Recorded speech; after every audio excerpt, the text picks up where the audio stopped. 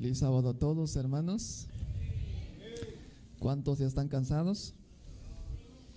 Bueno, anoche decíamos que este día santo son 24 horas sagradas y debemos estar contentos y felices alabando el nombre de nuestro Padre Celestial. Algunos quizás fueron a un templo hoy, algún servicio religioso, regresaron, comieron y se fueron a dormir. Pero nosotros, hermanos, vamos a estudiar la palabra de Dios. Así que vamos a arrodillarnos y vamos a buscar la presencia del Espíritu Santo.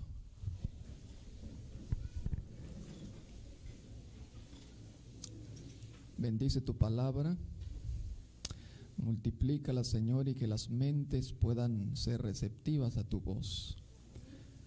Rogamos que quede grabado en nuestra mente, para que así en momentos de crisis podamos tener una esperanza, una promesa de que tú nunca nos fallas. Gracias, Señor, por escucharnos. En el nombre de Cristo Jesús. Amén.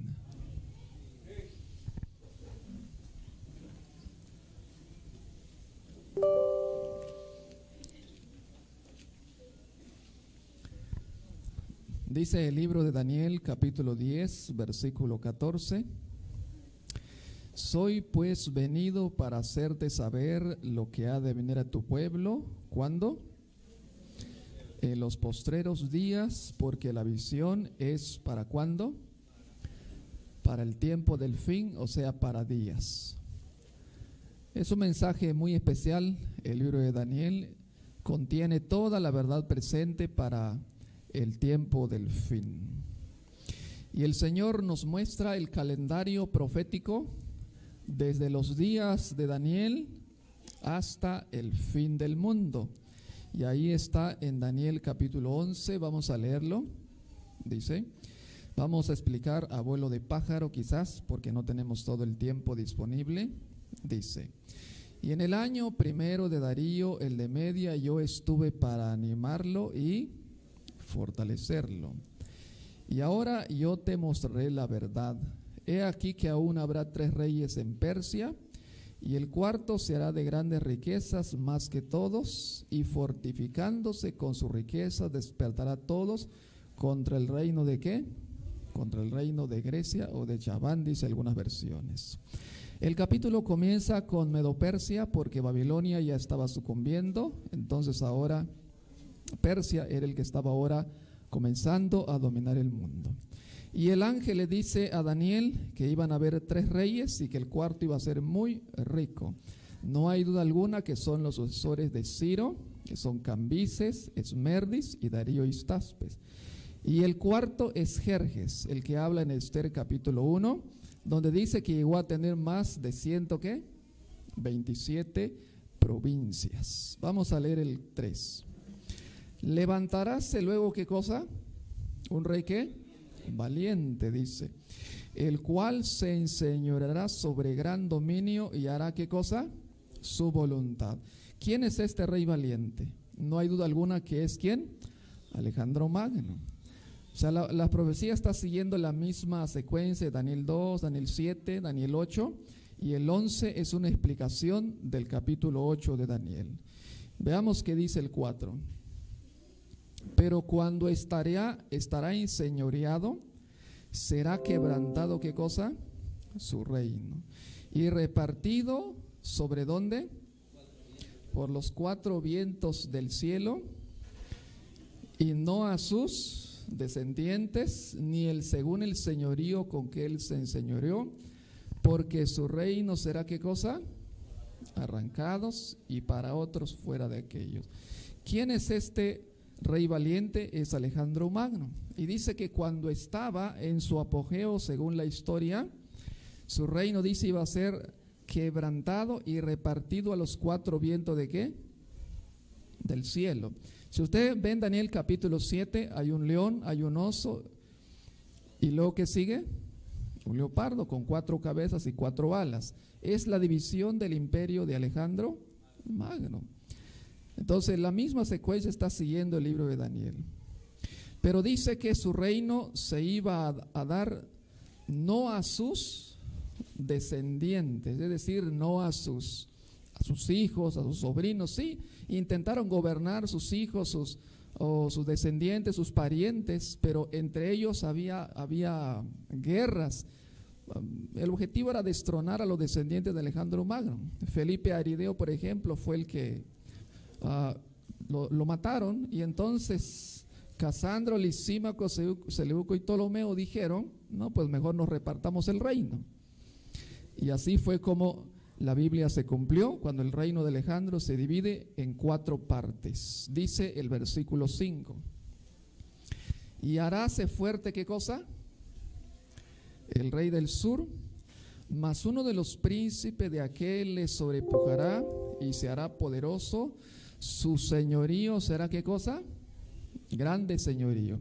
A partir del versículo 5 vamos a tener el rey del norte y el rey del sur, o sea, Egipto y Siria. Son los 2 poderes que van a estar en antagonismo, en guerra, durante un buen tiempo, según lo dice ahí. El rey del sur es, por ejemplo, aquí es Ptolomeo Sotero de Egipto, y el rey del norte es Seleuco Nicátor. Vamos a leer el verso 6, dice: y al cabo de años, ¿qué dice? Se concertarán, y van a hacer alianzas. Y la hija del rey del sur vendrá al rey del norte para hacer los conciertos, pero ella no podrá, ¿qué cosa? Retener la fuerza del brazo, ni permanecerá él ni su brazo, porque será entregada a ella y los que la habían traído, asimismo su hijo, y los que estaban de parte de ella. ¿Cuándo? En aquel tiempo. Esta es una guerra que hubo entre Antíoco Teos y Ptolomeo Filadelfo de Egipto. Entonces llegaron a un acuerdo, a una alianza de hacer la paz, y Ptolomeo Filadelfo dijo: vamos a hacer la paz, pero quiero que te cases con mi hija Laodice, con mi hija Berenice, perdón, y repudies a tu esposa Laodice. Entonces Antíoco Teos dijo: pues sí, acepto el trato, yo repudio a mi esposa Laodice y me caso con tu hija. Entonces dice que llevó a su hija a Siria con regalos y todo para la boda. Una vez que se hubieron casado, entonces el rey Antíoco Teos, pues a lo mejor sintió nostalgia por su ex esposa, ¿no? Dijo: bueno, pues la tengo que llamar, y la llamó al trono nuevamente. Laodice tramó un plan. Bien dice la Biblia que la mujer es muy astuta. Tramó un plan y dijo: pues ahora que estoy en el trono, y si llego tengo un hijo, se llama Seleuco Calinico, si tengo ese hijo y va a heredar el trono, así que voy a matar, tengo que destruir a mi esposo. La historia dice que mandó a envenenar a su esposo. Imagínense.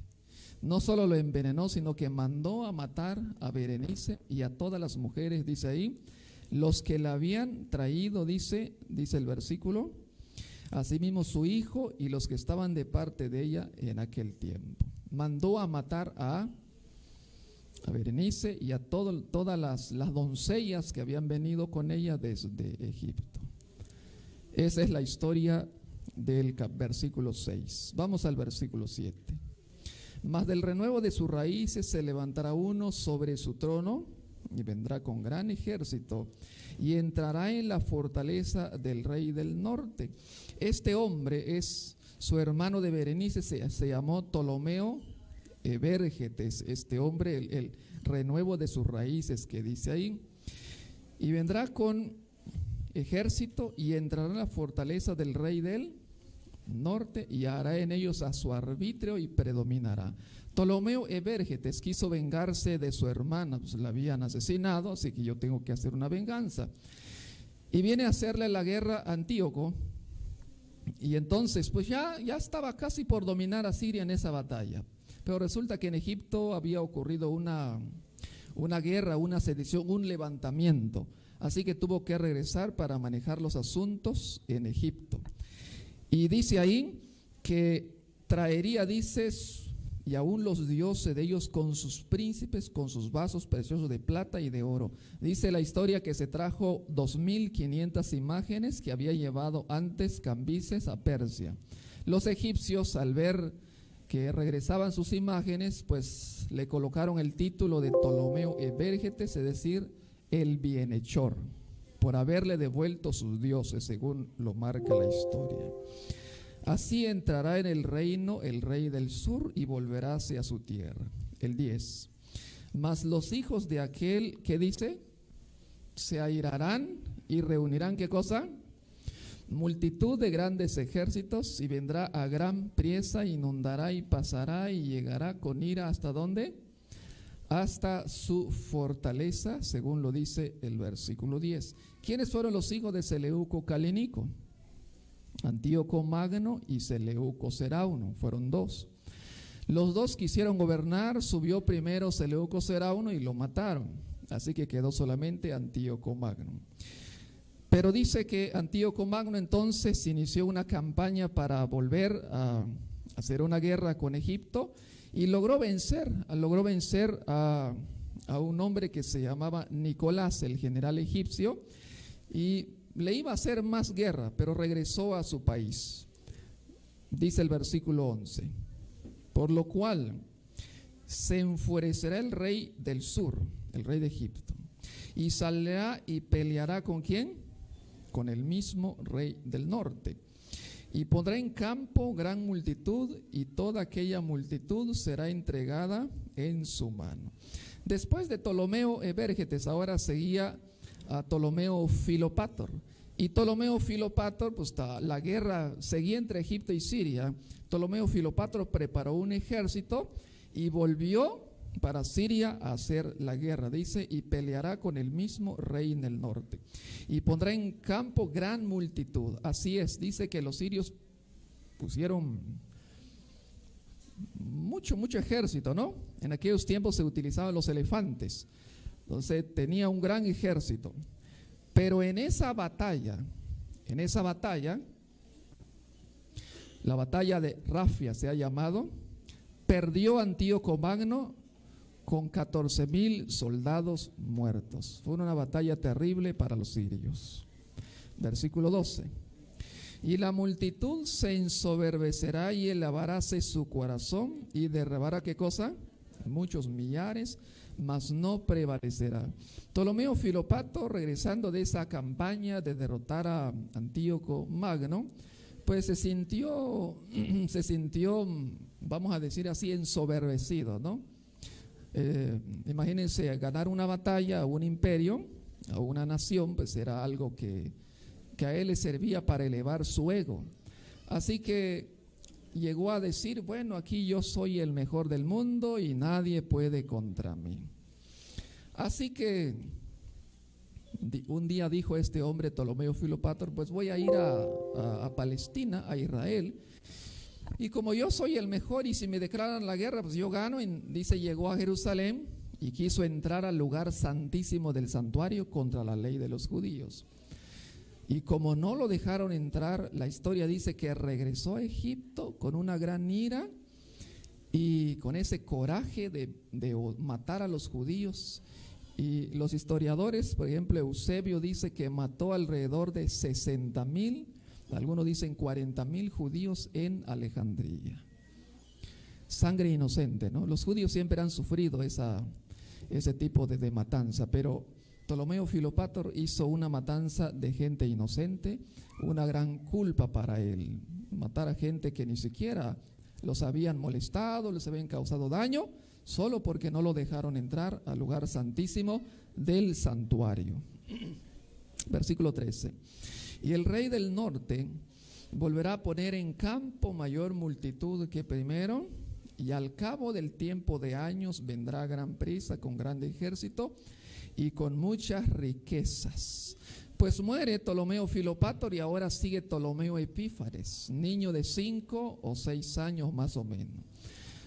Obviamente Macedonia, Siria y una parte de los egipcios dijeron, no, pues ahora tenemos un niño rey, ahora hay que pues lo vamos a matar, lo vamos a vencer y Egipto finalmente va a ser de nosotros. Así que se aliaron Macedonia, Felipe de Macedonia, Antíoco Magno de Siria y un hombre llamado Agatocles, que era el primer ministro de Egipto. Así que la guerra se iba a dar, entonces pues se lo iban de ganar. Los historiadores dicen que Felipe, Antíoco y Agatocles ya se estaban repartiendo las tierras y ni aún habían empezado la batalla. Pero miren el 14. Y en aquellos tiempos se levantarán muchos ¿contra quién? Contra el rey del sur. A ver el versículo en la pantalla. El 14. Y en aquellos tiempos se levantarán muchos contra el rey del sur, o sea, contra Egipto. E hijos, ¿de quiénes? De los disipadores de tu pueblo. Una mejor traducción es: e hijos de los quebrantadores de tu pueblo se levantarán para confirmar ¿qué cosa? La profecía y caerán. Cuando Felipe, Antíoco y Agatocles estaban ya repartiéndose el imperio de Egipto, aparecieron los romanos. Son lo que habla ahí, de los quebrantadores de tu pueblo para confirmar la profecía y caerán.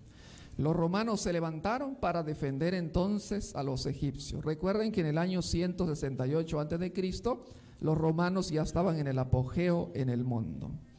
Versículo 15. Vendrá pues el rey del norte, o sea, los sirios, y fundarán baluartes, tomará la ciudad fuerte, y los brazos del sur no podrán permanecer, ni su pueblo escogido, ni habrá fortaleza que pueda resistir. Aquí tenemos una intervención de los romanos, pero no directamente los romanos, sino que dijeron: vamos a manejar los asuntos de Egipto, vamos a defender el rey, pero vamos a mandar, había una batalla, mandaron a un hombre que se llamaba Scopas, y dijeron: vamos a mandar a Scopas para que arregle los asuntos en Egipto. Y resulta que en el río Jordán, que se peleó esa batalla, cerca del río Nilo,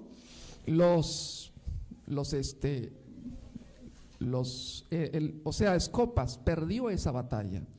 Y entonces en esa batalla los sirios tomaron la ciudad de Sidón, que era la ciudad fuerte en aquella época. Por eso dice ahí: vendrá pues el rey del norte, fundará baluartes y tomará ¿qué cosa? La ciudad fuerte. Esa batalla la ganaron los sirios.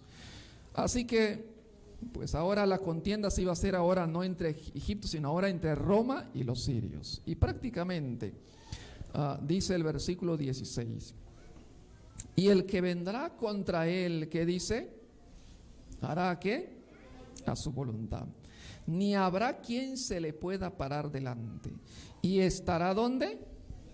Fíjese lo que dice la Biblia: el que vendrá contra él hará su voluntad, ni habrá quien se le pueda parar delante. Es Roma. Ya nadie podía contender con Roma. Había llegado a ser un imperio universal, un imperio mundial. Y estará en la tierra ¿qué? Deseable. La tierra deseable es Jerusalén, es Palestina. Malaquías lo dice, capítulo 3: seréis llamado tierra ¿qué? Deseable, la cual será consumida en su poder. Pues cómo no, los palestinos fueron vencidos varias veces por los romanos. Aquí se habla de, por ejemplo, cuando Pompeyo era el emperador de Roma, vino una vez a Jerusalén. Recuerden que lo quería conquistar y habían dos partidos, los de Hircano y Aristóbulo, los dos partidos. Pompeyo vino y lo arregló y dijo: aquí yo voy a decir quién va a gobernar de ustedes dos. Entonces a los israelitas pues dijeron: pues cómo va a venir a mandar un extraño aquí, a nosotros tenemos que arreglarlo. Así que Roma tomó las armas. Según la historia, en esa matanza murieron más de 30,000 a 40,000 judíos. Pobres judíos, siempre han sufrido. Pero bueno, por haberse apartado de Dios, Deuteronomio capítulo 28 decía que por haberse apartado de los mandamientos de Dios, sus enemigos vendrían y los acabarían, vivirían en angustia, dice la palabra de Dios. Versículo 17: pondrá luego su rostro para venir con el poder de todo su reino, y hará con aquel cosas ¿qué? Rectas, y darále una hija de mujeres para trastornarla, mas no estará ni será por él. Pondrá su rostro para venir con el poder de todo su reino. O sea, asentará su rostro, es la mejor traducción, para entrar en el poder de todo su reino. Recuerden que los romanos habían dominado a los israelitas, a los palestinos, a los sirios también, y ahora tenía que entrar por la fuerza en Egipto.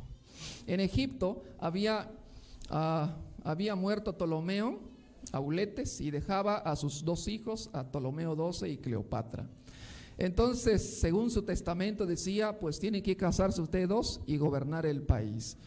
Pero había disturbios, estaban creciendo y tenían que, no estaban contentos con gobernar el país. Había siempre disturbios, no como en cualquier nación. Así que los romanos vinieron y establecieron reglas para poder defender la causa. Una hija de mujeres se refiere a Cleopatra. ¿Saben por qué la Biblia le llama una hija de mujeres? Porque era una mujer muy bella. Si ustedes buscan en la historia, Cleopatra era una mujer muy bellísima. Cleopatra fue el querido de Pompeyo, fue el amante de Julio César, y finalmente terminó casándose con Marco Antonio. Entonces era una mujer muy bella que hasta todos los emperadores querían andar con ella, ¿no? Por eso dice la Biblia, una hija de mujeres, pero iba a ser para trastornarla. Sí, así es, la Biblia dice la historia dice que Julio César pasaba, dice, noches enteras en bailes y en fiestas con la reina Cleopatra. Pero finalmente, como estaba ahora Julio César en Roma, Pompeyo lo designaron a Egipto, pero resulta que Pompeyo pues quería formar un imperio en Egipto. Finalmente eso produjo una guerra entre Pompeyo y Julio César. La historia dice que Pompeyo, intentando escapar, lo mataron, lo asesinaron. Ptolomeo XII mandó que lo asesinaran a Pompeyo y lo asesinaron. Versículo 18. Volverá después su rostro a las islas y tomará muchas, mas un príncipe le hará parar su afrenta y aún tornará sobre él su oprobio.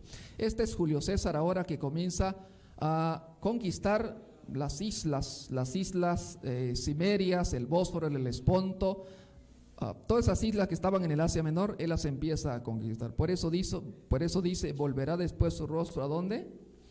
A las islas, se refiere a las islas del mar Mediterráneo. Y dice el versículo 19, luego volverá su rostro ¿a dónde? A la fortaleza de su tierra. ¿Y qué dice? Mas tropezará y caerá y no parecerá más. Es decir, iba a tener una muerte repentina. Cuando la Biblia dice tropezará y caerá y no aparecerá más, significa una muerte repentina. Eso fue lo que sucedió según la historia. Julio César era un hombre, según la historia, había ganado 1000 batallas y había ganado 50 ciudades, tomado 50 ciudades y había ganado 1000 batallas. Imagínense, un hombre capaz para ganar 1000 batallas en aquel tiempo. Imagínense, ni ahora no lo ha hecho ni Obama, ni Bush, ni Donald Trump. Julio César ganó 1000 batallas. Pero la Biblia dice que este hombre iba a morir de repente.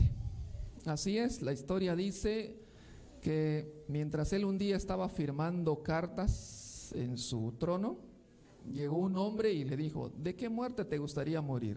Y él dijo, no, pues a mí me gustaría morir de una muerte repentina. Y al siguiente día, dice, mientras él se encontraba en el Senado, dice que apareció un hombre y le hirió con la espada en el vientre y cayó, dice la historia, colgado en la estatua de Pompeyo. Muerte repentina de Julio César. Versículo 20. Entonces sucederá en su silla uno que se hará pasar, ¿qué cosa? Exactor o cobrador por la gloria del reino, mas en pocos días será quebrantado, no en enojo ni en batalla. ¿Quién es este hombre? Es Octaviano Augusto. Ese está en Lucas capítulo 3, donde el capítulo 2 y 3, donde él manda a empadronar a toda la gente, ¿no? Entonces, ¿por qué mandó a censar a la gente? Porque él quería volver a cobrar tributo y elevar el tributo. La historia dice que elevó 1/5 más de todo el impuesto que se pagaba de la renta anual de los ciudadanos. Así que la Biblia claramente presenta a este hombre como un exactor, pero dice que iba a morir ¿en cuántos días? En pocos días. La palabra es profética, le está significando en pocos años, porque para Dios nuestros años son días. Así que sería quebrantado en pocos días, no en enojo ni qué, ni en batalla. Miren cómo Dios lo presagió todo esto, porque Octaviano Augusto no murió en batalla, no murió en una guerra. Dice que él se retiró a una ciudad que se llamaba Nola, ahí cerca de Roma, a descansar, y ahí a los 76 años se le fue la respiración y murió. Así como le decía la Biblia, no en enojo ni en batalla. ¿Qué dice el 21? Y sucederá en su lugar, ¿qué cosa? Un vil, al cual no darán la honra del reino, vendrá empero con paz y tomará ¿qué cosa? El reino con halagos. ¿Quién es ese vil? La enciclopedia americana lo dice, que era Tiberio César. Tiberio César era el vil, y dice que tomará el reino con halagos. Así es, Octaviano, cuando iba a designar a su sucesor, en aquel tiempo no había democracia, no había votos como hoy, ¿no? El emperador tenía que decir quién iba a gobernar. Y Octaviano dijo, bueno, pues que quede Calígula.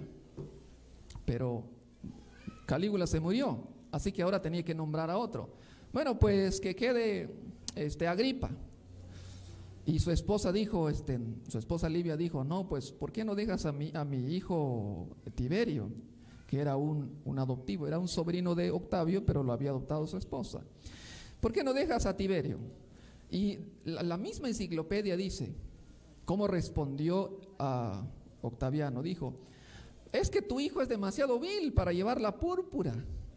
Imagínense, hasta las palabras Dios lo sabía de antemano. Tu hijo es demasiado vil. Pero bueno, dijo, hay que gobernar entonces. En el año 12 le entregó el poder a su hijo adoptivo Tiberio.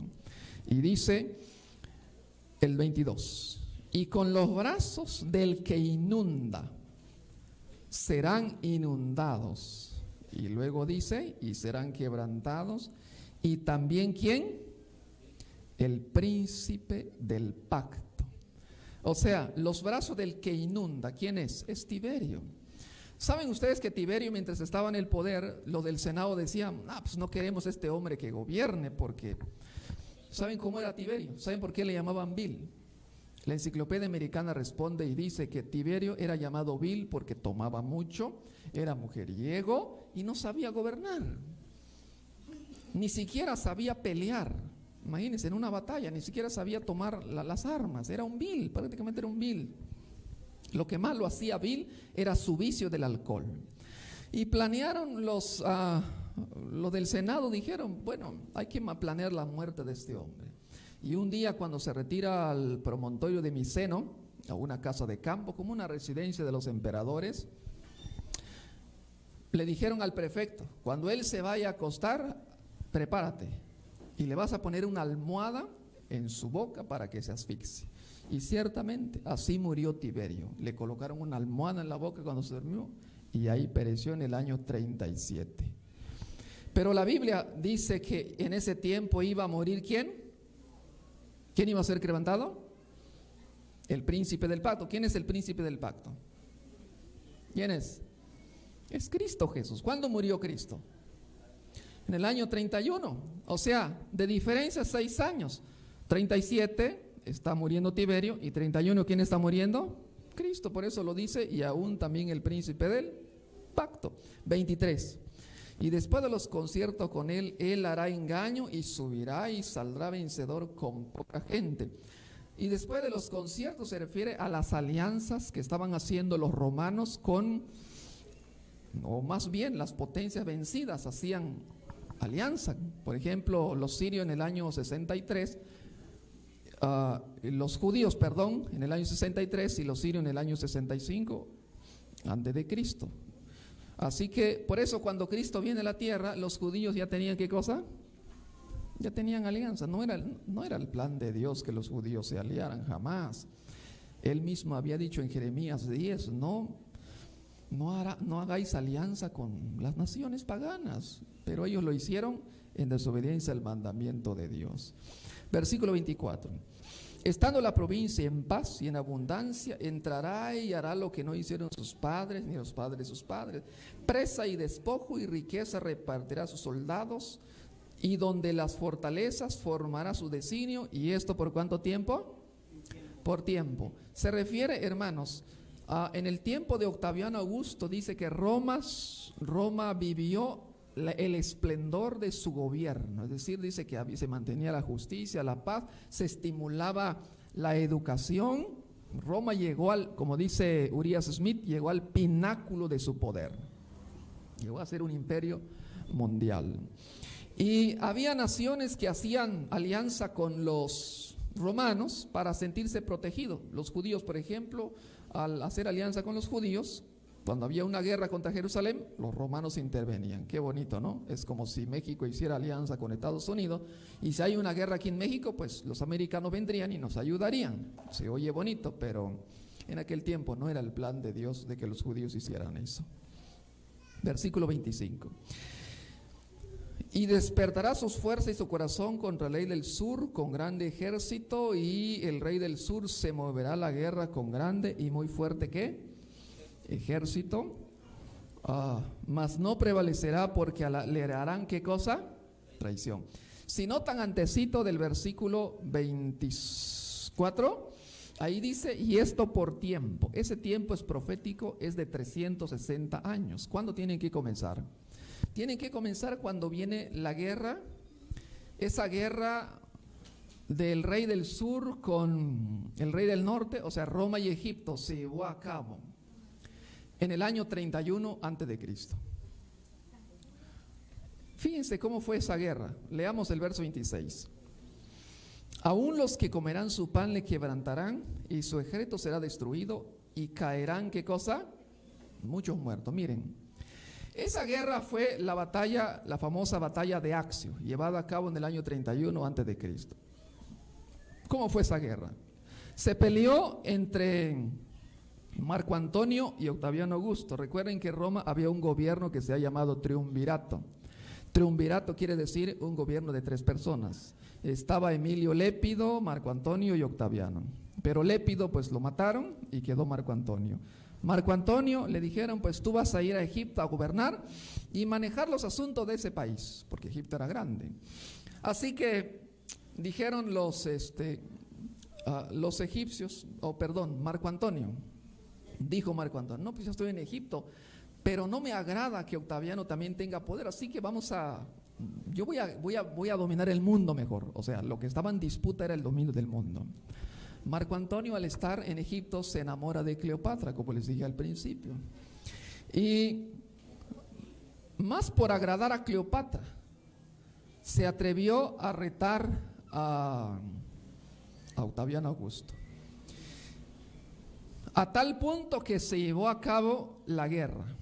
La guerra se llevó a cabo en el Golfo de Ambracia, cerca de la ciudad de Accio. O sea, hagan de cuenta ustedes que está el Golfo, en un lado estaba el ejército de Marco Antonio y en el otro lado estaba de Augusto César. Llegó el momento del pleito. La historia dice que Marco Antonio llevaba más de 500 barcos. Llevaba alrededor de 125,000 soldados. Pero sus soldados eran artesanos, trabajadores, no eran entrenados. En cambio, Octaviano llevaba gente militares, llevaba gente entrenada. Y dice él que adelante llevaba a Cleopatra, un barco bien adornado, porque quería a Cleopatra y quería darle a entender a Cleopatra que él sí era un hombre varonil y que ganaba batallas. Así que en esa batalla, que ocurrió a las horas de la noche, el 2 de septiembre dice la historia, en la noche se fueron acercando, y en aquel tiempo no había linternas como hoy, pues eran antorchas. Sonaron las trompetas de guerra y los dos ejércitos en el mar, y empezaron, hermanos, a tirar las flechas. Cleopatra, que empezó a temblar, sintió miedo, Así que le dijo Marco Antonio, quédate con tu ejército y yo me voy. Y salió Cleopatra y se huyó. Marco Antonio dice, ya no quiso continuar la guerra, él dejó a sus soldados y se fue a seguir a Cleopatra también. Estaba muy enamorado de Cleopatra. Augusto César dijo, ¿para qué sigo la guerra? Los soldados dijeron, pues ¿para qué seguimos? Ahora nosotros vamos a estar de tu lado, porque le harán traición. Se entregaron en los brazos de Julio César, de Augusto César. La Biblia dice, y volverá a su tierra con grande riqueza. La batalla fue tan grande, hermanos, que dice que Octaviano Augusto regresó a Roma con el triunfo, con el gozo de haber vencido a Marco Antonio. Porque Marco Antonio, al llegar a Egipto, sus soldados se habían declarado de parte de Roma. Buscó a Cleopatra. Hermanos, Cleopatra la historia dice que fue a buscar una serpiente, se lo acomodó aquí en su cuerpo y la serpiente le mordió y ahí cayó muerta Cleopatra. Cuando Octaviano mandó a llamar a Cleopatra para celebrar el triunfo, porque la iba a recoger nuevamente, encontraron a Cleopatra envuelta con una serpiente. Marco Antonio, al ver esta derrota, se quitó la vida, se suicidó. Así termina la historia del capítulo 11, versículo 27. Y el corazón de todos reyes será para hacer mal. Antonio y Octaviano Augusto. Y en una misma mesa tratarán mentira. La historia dice que ellos se juntaban en una mesa cuando estaban en el triunvirato, pero se decían mentira en la mesa, porque los dos querían el dominio del mundo. Mas no servirá de nada porque el plazo aún no es llegado.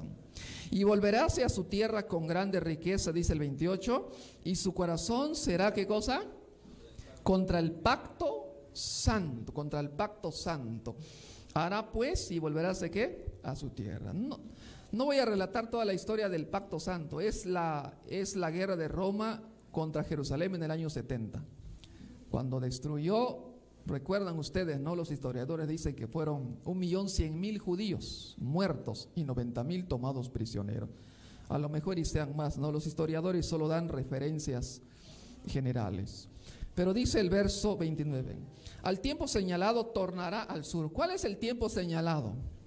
Al tiempo señalado se refiere a los 360 años del versículo 24. Terminando el tiempo señalado, que es 360 más 31, tiene que terminar en el año 330. ¿Qué sucedió ahí?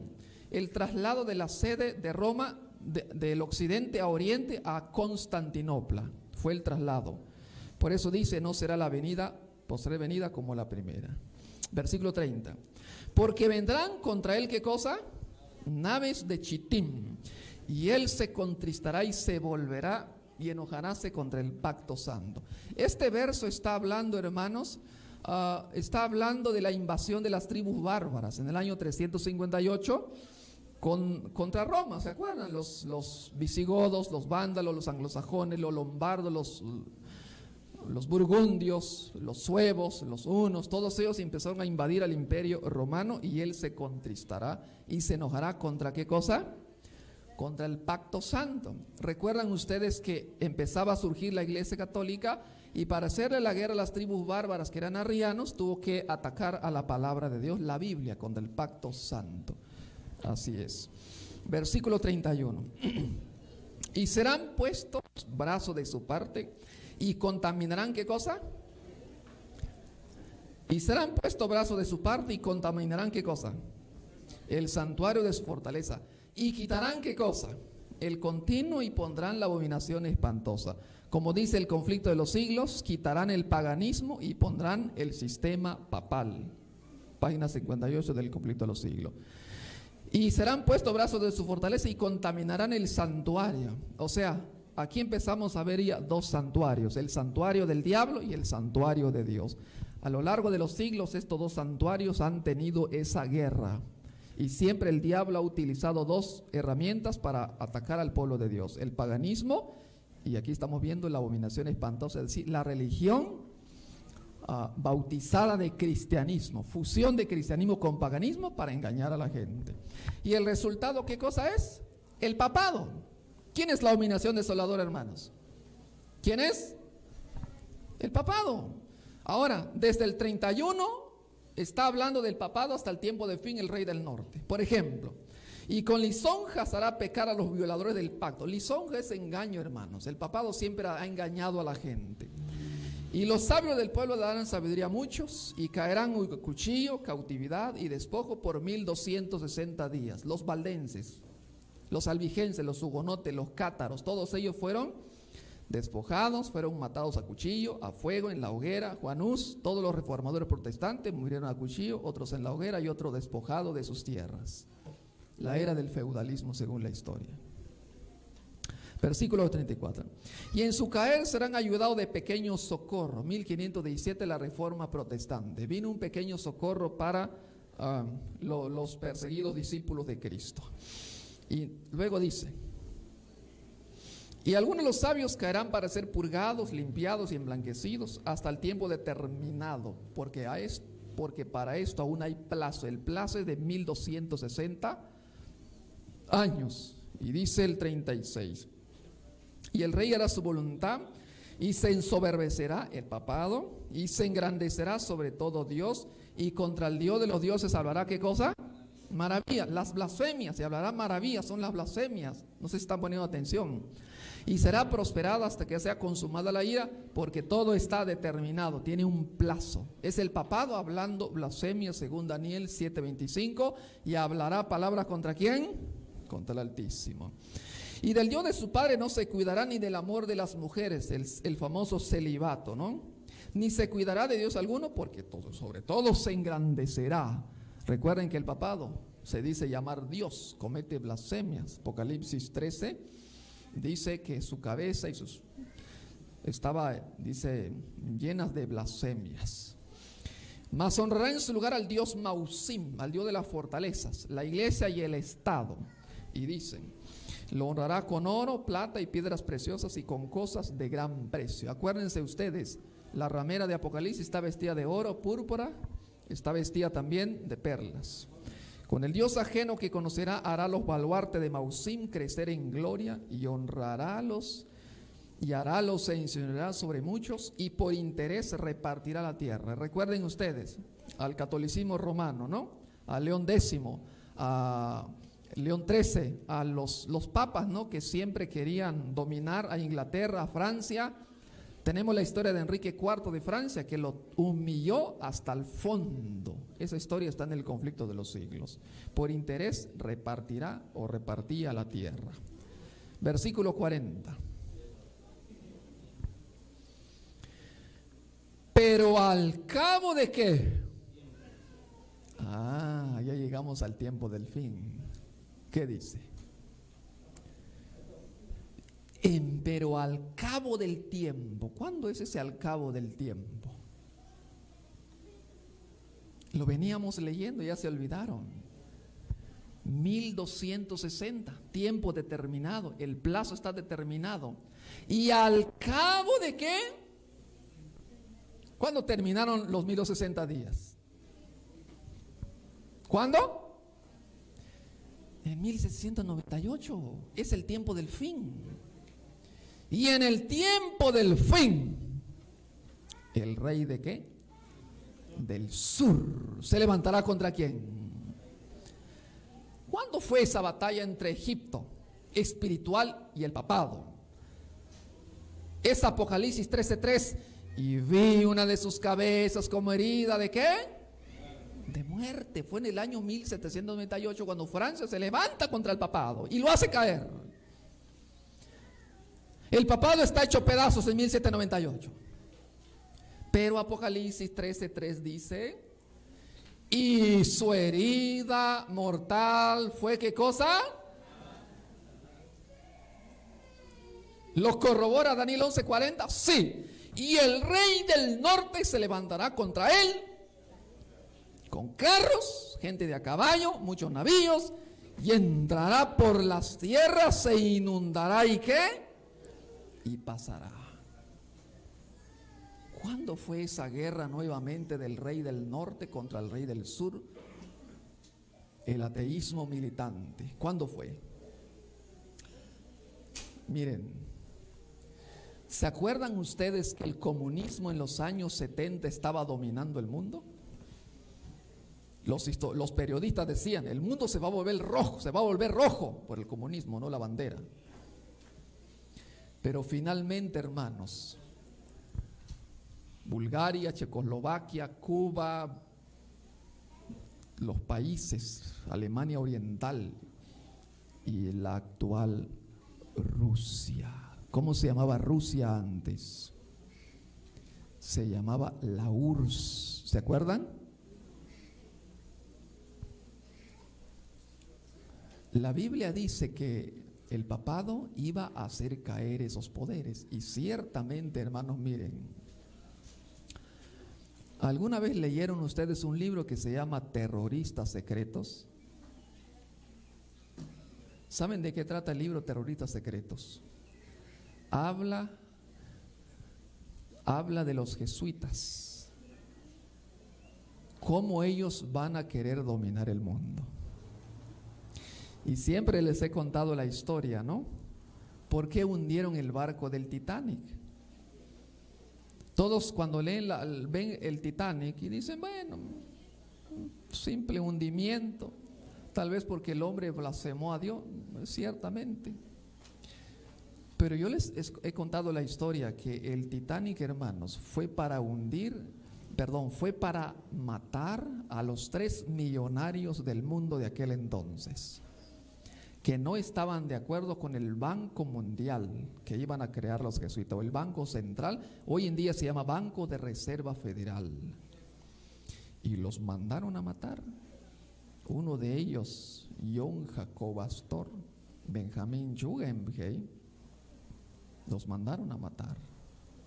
¿De qué manera? Mandando hundir el Titanic. ¿Cuál era el objetivo del papado? Las 2 guerras mundiales han sido instigados por la Iglesia Católica Romana. Y no solo eso, hermanos. Hoy en día, y miren, quiero leer esta declaración. Los que tienen evento los últimos días, dice, página 12, dice: el tiempo de angustia que irá en aumento hasta el fin está a las puertas. No tenemos tiempo que perder. El mundo está agitado con el espíritu de guerra. ¿Creen ustedes que el mundo en este momento está agitado con el espíritu de guerra, sí o no? ¿Sí o no? ¡Ja! Las profecías del capítulo 11 de Daniel casi han alcanzado su cumplimiento final. ¿Está en armonía la sierva de Dios con la Biblia, sí o no? ¿En dónde está la guerra en este momento? ¿En dónde está la guerra? En Rusia. ¿Y cuál es el objetivo de la guerra de Rusia, hermanos? ¿Sabían ustedes, hermanos, que muy pronto el dinero no se va a medir en petróleo? ¿Sí lo sabían eso? El dinero, hermanos y hermanas, muy pronto lo van a medir en oro. ¿Y saben ustedes qué país en el mundo tiene mayor cantidad de oro guardado? ¿Quién es? El Vaticano. Pero el Vaticano no se quiere quedar con los brazos cruzados. Vean ustedes un video en YouTube. Ahí mi computadora, pero ahorita no lo voy a poner. En YouTube hay un video que dice Rusia y sus tesoros.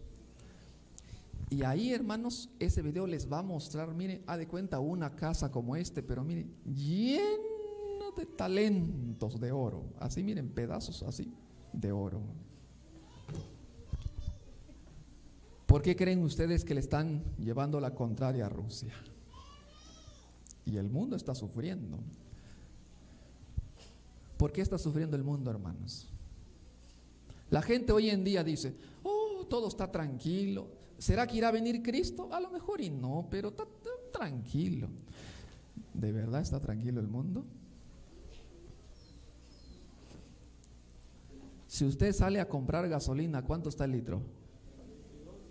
Está barato, ¿verdad? Y el presidente dijo que estaría más barato. ¿O no así lo dijo? Cuando entre en la presidencia la gasolina va a llegar a 12 pesos el litro. Ahí están los 12, ¿verdad? ¿A cuánto está el kilo de tortilla? ¿No se han dado cuenta ustedes últimamente que está llegando hambre en el mundo? ¿No se han dado cuenta ustedes? ¿No se han dado cuenta ustedes que 100 pesos en la mano ya no es nada?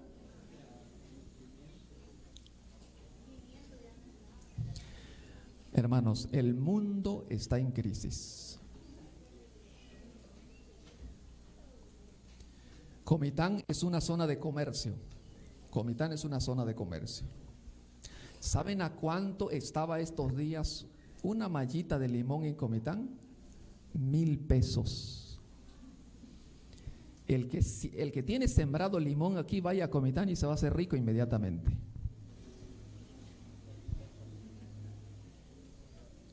Hermanos, el frijol, Comitán es una zona que produce mucho frijol, pero está carísimo, hermanos. El problema, hermanos, ahora es que miren, el problema es que la zona de Comitán, yo no sé si por aquí, pero esa zona de San Cristóbal utilizan abono para producir comida. El problema es que el abono, ¿saben a cuánto está la bolsa de abono ahorita? 1,400. Y eso es ahora. Ahora, para el próximo año, ¿a cuánto creen que va a estar el frijol? Todo lo que es la canasta básica de la comida, ¿cuánto va a estar? Ay, hermanos y hermanas, váyase preparando para la crisis que viene al mundo, hermanos. Si usted ya tiene su terreno sembradito, su comida, no va a sufrir. Pero el que vive en la ciudad,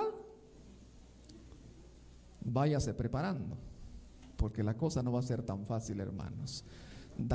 Elena White está diciendo, ¿y saben qué sigue diciendo después de la página 12? Dice, el mundo se está volviendo más y más anárquico. Pronto habrá una gran angustia que sobrecogerá a las naciones. Nos hallamos en el mismo umbral de la crisis de los siglos. En rápida sucesión se seguirán unos a otros los castigos de Dios: incendios, inundaciones, terremotos, guerras y derramamiento de sangre. ¿Qué cosa viene, hermanos? Después de esto, ¿qué sigue, hermanos? ¿Qué sigue después de esto? Leamos el 41 que sigue después de esta crisis. ¿Qué sigue después de la crisis? Vean el 41. Se me lo ponen en la pantalla. Y vendrá el rey ¿de qué? Del norte. ¿A dónde? ¿Quién es la tierra deseable hoy en día, hermanos? No me vayan a decir que es la iglesia adventista, porque no se los voy a creer. ¿Quién es la tierra deseable? La tierra deseable es una nación que está rica. ¿Quién es? Estados Unidos. Y el papado va a venir a la tierra deseable, Estados Unidos. Y cuando venga, ¿y a qué va a venir? ¿A qué va a venir Estados Unidos? A sembrar su bandera. ¿Cuál es su bandera? ¿Cuál es su bandera del papado? El domingo. ¿A qué va a venir a Estados Unidos? ¿A poner qué cosa? La ley dominical. Y dice, y vendrá la tierra deseable. Y muchos, la palabra provincia no está en el original, lo agregaron. Y muchos, que dice, caerán. Es el zarandeo. Cuando se ponga la ley dominical, miles de adventistas van a ¿qué? Apostatar, van a caer, van a aceptar la ley dominical. Porque miren en Tapachula cuántos adventistas hay, pero miren cuántos están buscando su terreno para poder vivir en el campo. Díganme. Ahí están sentaditos, tranquilos en la televisión, mientras la crisis está llegando al mundo. Mas estas escaparán de su mano. ¿Quién? Edom, Moab, ¿y quiénes más? ¿Quiénes son ellos? Hermanos, son los parientes de Jacob, o sea, las otras iglesias que van a oír el mensaje, van a salir y se van a unir al remanente final. Parece que los de Babilonia son los que van a venir y van a amar más el mensaje que los que han estado durante años en el mensaje. De verdad, hermanos, miren, les voy a contar rapidito un testimonio. Miren, en Ocosingo, En Ocosingo hay una iglesia que era pentecostal y el pastor con toda su iglesia aceptó el mensaje del tercer ángel y ahora están viviendo el mensaje del tercer ángel. Alabado sea el nombre de Cristo. Y los que han estado en la iglesia por tantos años, cada día se van endureciendo más y no lo creen el mensaje. Siguiente, el 42, ¿qué sigue diciendo? Después de todo esto que viene, asimismo extenderá su mano en las otras tierras y no escapará. ¿Qué cosa? ¿Quién no escapará? El mundo. Egipto es el mundo, hermanos. No va a escapar el mundo, va a quedar en las manos del papado. ¿Y qué dice el siguiente? Más nuevas que, y se apoderará de los tesoros de oro y de plata, el 43, y de todas las cosas preciosas de Egipto, Libia y Etiopía, por donde pasar. Hermanos, ¿a quién le va a quedar la plata y el oro en el mundo? ¿Ah? ¿A quién? Aunque tal vez a ti te encantaría que fuera Rusia, pero no lo va a hacer, hermanos. Ahí dice que es el papado. ¿Y qué dice el 44? Leamos el 44. Más nuevas de qué? Del oriente y del norte. ¿Qué dice? ¿Qué lo va a espantar al papado, hermanos? Nuevas del oriente, el mensaje del sábado del tercer ángel. ¿Y nuevas de dónde? Del norte, el mensaje del cuarto ángel, porque ese ángel viene del norte, la ciudad del gran rey. Lo espantarán y saldrá con gran ira para destruir. ¿Y qué dice? Apocalipsis 13:7, la gran persecución que va a venir en el mundo, hermanos. Ahí está clarito que va a haber persecución. El papado se va a enfurecer contra este mensaje, hermanos. ¿Y qué dice el 45? Y plantará las tiendas de su palacio entre los mares. Y esa palabra en no está en el original. Y el monte deseable del santuario. Y vendrá hasta su fin y no tendrá qué cosa. Hermanos, ese versículo es lo mismo de Apocalipsis 16:13, la batalla del Armagedón. Si usted mira en un mapa, el mar Mediterráneo y el monte deseable, en medio hay un monte que se llama Meguido. Ahí va a plantar su tienda. O sea, Meguido hace referencia al Armagedón. Es la batalla final, hermanos, en este mundo. ¿Y qué dice el 12, hermanos? El 12:1, ¿qué dice? En aquel tiempo, ¿qué dice? Se levantará ¿quién? Miguel, para gobernar el mundo y para traernos un reino de justicia y de paz. Alabado sea el nombre de Cristo. Que Dios nos bendiga en esta maravillosa tarde.